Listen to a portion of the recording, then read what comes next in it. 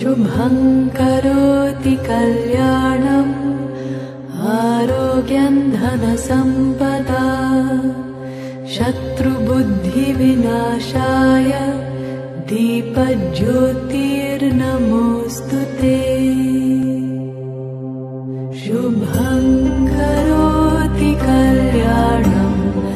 आरोग्यं धनसम्पदा शत्रुबुद्धिविनाशाय दीपज्योतिर्नमोऽस्तुते शुभं करोति कल्याणम् आरोग्यं धनसम्पदा शत्रुबुद्धिविनाशाय दीपज्योतिर्नमोऽस्तुते दीपज्योतिर्नमोऽस्तुते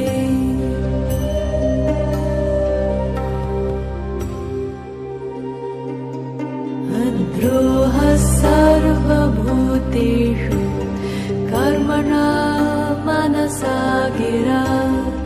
अनुग्रहश्च दानं च सतां